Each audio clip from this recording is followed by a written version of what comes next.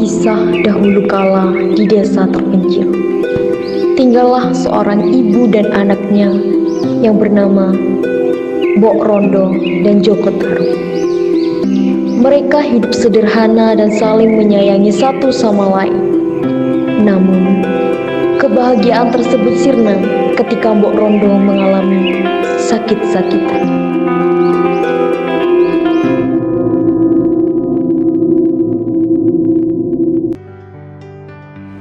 Nak, kamu kan sudah dewasa. Udah saatnya kamu mencari istri, nak, untuk merawatmu kelak. Kamu kan sudah tahu kan, nak, ibu ini sudah tua dan sering sakit-sakitan.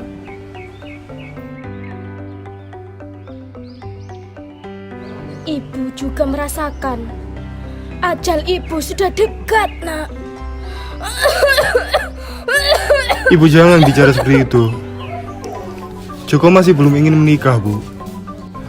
Lebih baik ibu pikirkan dulu tentang kesehatan ibu. Tidak, nak. Ibu juga ingin melihatmu bahagia dengan anak istrimu, nak. Ah, sudah. Jangan dibahas, Bu. Jika aku menikah, siapa yang akan merawat ibu? Tidak, nak. Kamu akan tahu, nak, dengan sendirinya.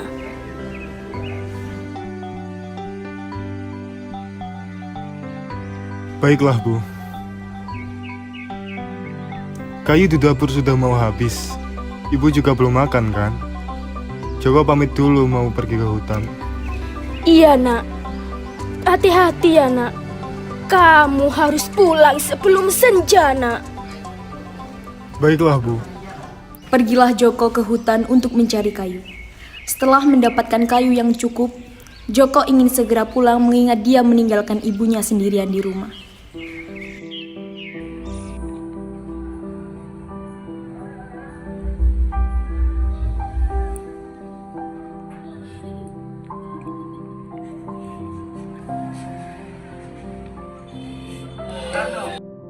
Tarno, di mana Joko? Kenapa dia belum pulang? Nggak tahu. Aku lihat dia pergi ke arah hutan. Tarno, panggil Joko. Ya, aku panggil dulu.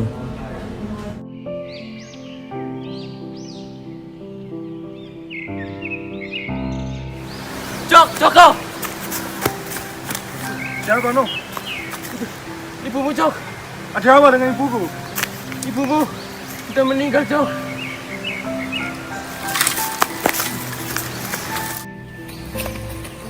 Bu! Ibu! Bu! Bu! Yang sabar ya, Joko. Ibu! Iya Joko, yang sabar Joko. Bu! Jangan tinggalkan aku, Bu. Yang sabar. Doakan aja yang terbaik buat ibumu.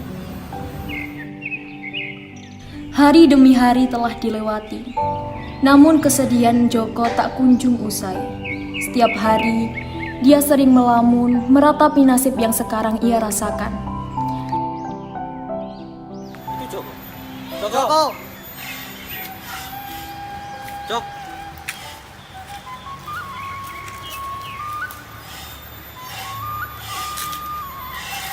Joko? Jok? Joko, sudahlah. Kenapa kamu melamun? Nanti kamu dirasukin jin loh. Sudahlah, Jok. Terlalu lama dalam kesedihan itu tidak baik loh. Benar itu Joko. Aku teringat dengan ibuku, teman-teman.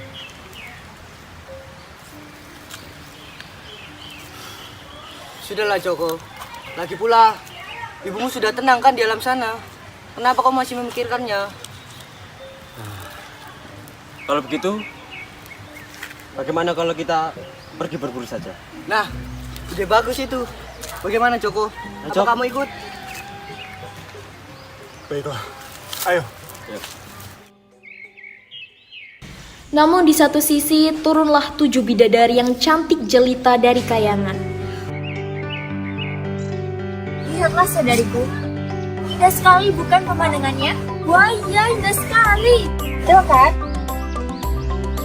Bagaimana kalau kita segera mandi di sini? Sudah, ayo cepat sebelum ada manusia. Ayo.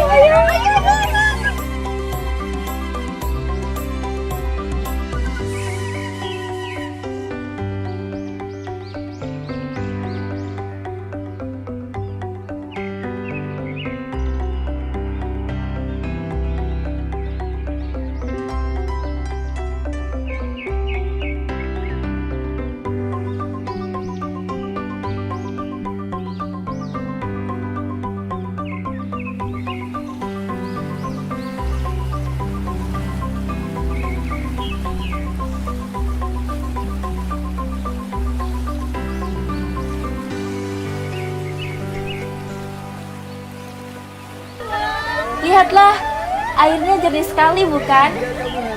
Bahkan aku juga bisa melihat dasar sungai ini.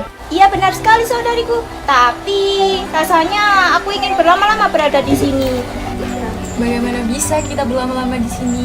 Kalian seperti tidak tahu ayah saja. Iya, aku setuju karena kita sudah janji ke ayah pulang sebelum matahari terbenam.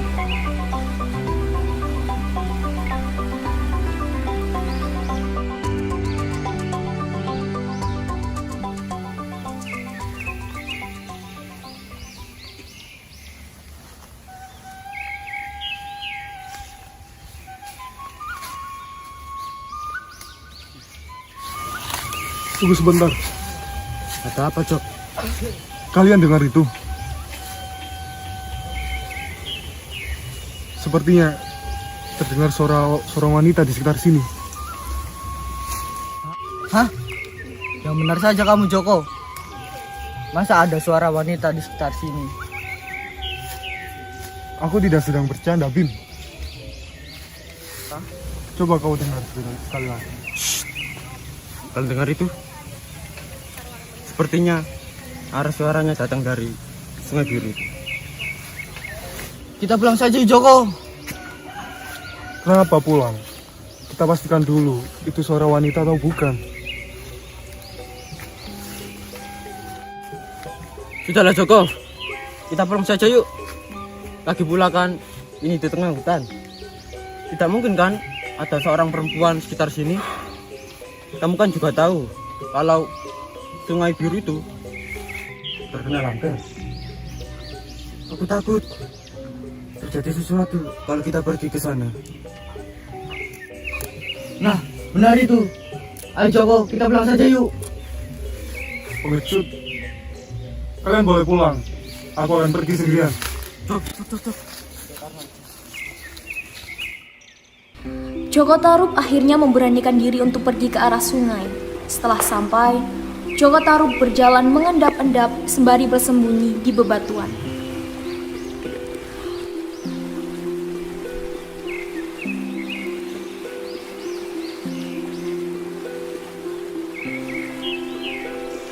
Betapa terpukaunya Joko Tarub ketika dia melihat ada 7 bidadari cantik yang sedang bermain di sungai.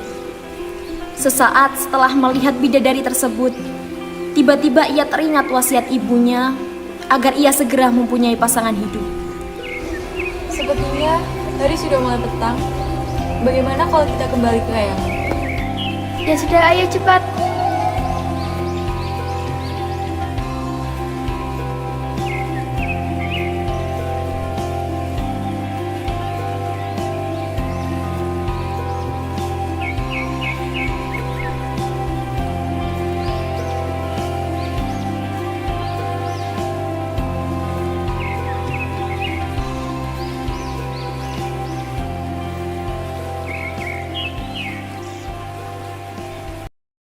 Mengapa kamu belum memakai selendangmu? Selendangku hilang. Apa mungkin kamu lupa menaruhnya, saudariku? Tidak, aku ingat sekali. Aku menaruhnya di sini bersama dengan selendang kalian. Maaf Bulan, jika kamu bisa memilih, pasti kami akan ikut mencari selendangmu. Tapi kamu kan tahu sendiri kalau kita disuruh ayahanda pulang sebelum petang. Kami benar-benar minta maaf, Nawang Wulan. Kami harus meninggalkanmu di sini. tinggalkan aku, Kakak. Maaf, Wulan. Tidak bisa. Keenam bidadari terpaksa harus meninggalkan Nawang Wulan dengan perasaan sedih. Tak berselang lama, Joko Tarub menghampiri Nawang Wulan yang sedang memandang kosong ke arah sungai karena kehilangan selendang. Siapa kamu? Mau apa kamu di sini? Tenang, aku bukan orang jahat. Sepertinya kamu tersesat. Baiklah, aku percaya kalau kamu bukan orang jahat. Siapa namamu? Namaku Nawang Wulan. Aku Joko Tarub. Bagaimana bisa kamu sampai di sini? Sebenarnya aku turun dari Kayangan, tepatnya di Negeri Empah. Tapi saat aku mandi di sini bersama 6 saudariku, tiba-tiba aku kehilangan selendangku. Aku tidak tahu harus bagaimana. Jika kamu butuh tempat tinggal, rumahku ada di sebelah sana. Kamu bisa tinggal untuk sementara waktu. Aku bisa menginap di rumah temanku. Baiklah, kalau memang kamu mengizinkanku untuk tinggal di sana. Mari.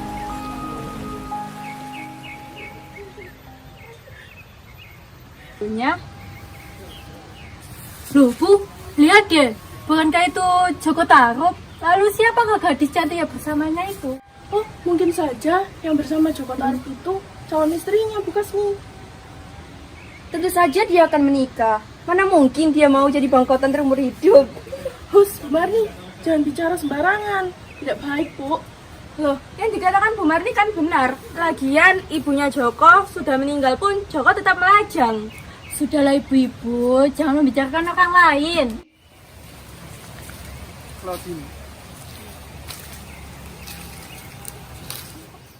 Nah Joko, siapa itu yang berada di sampingmu? Kok sangat cantik sekali. Iya Bu, perkenalkan ini Nawang Wulan. Baguslah kalau begitu. Sudah lama juga kamu melajang Joko. Sudah seharusnya dirimu mencari calon istri sebelum ibumu meninggal.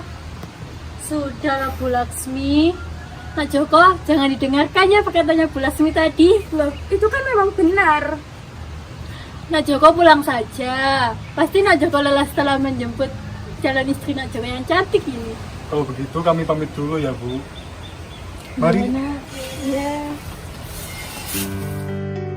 Setelah beberapa bulan, ternyata Nawang Wulan mulai nyaman dan terbiasa tinggal di bumi. Tak disangka, ternyata ia mempunyai rasa kepada Joko Tarub dan begitu pun sebaliknya.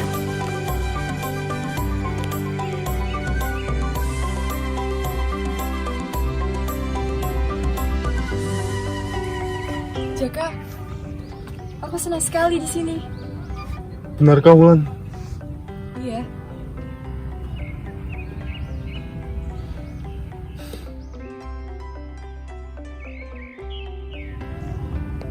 Wulan, Iya. aku mencintaimu. Aku juga. Benarkah? Iya.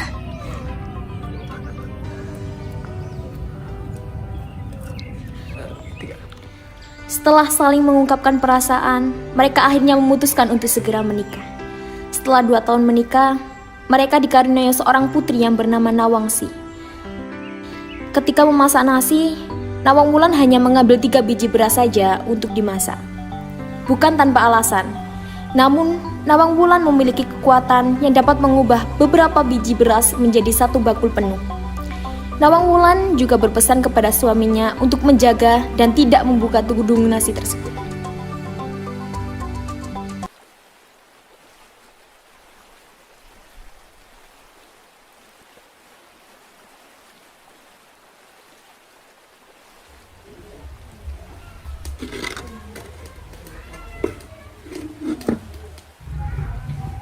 Kenapa berasnya cuma ada 3?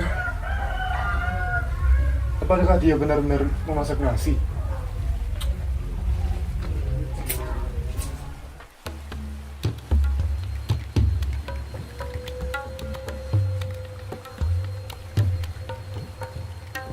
Kenapa berasnya tidak berubah jadi nasi?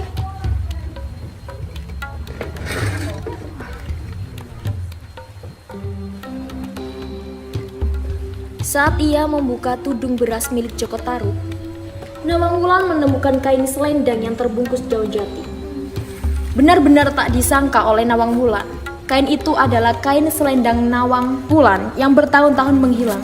Hingga akhirnya, ia pun menyadari bahwa ternyata yang mencuri selendangnya selama ini adalah Joko Tarub, suaminya sendiri. Jadi selama ini Joko yang telah mencuri selendangku. Joko! Bohong! Jadi selama ini kamu yang telah mencuri selendangku.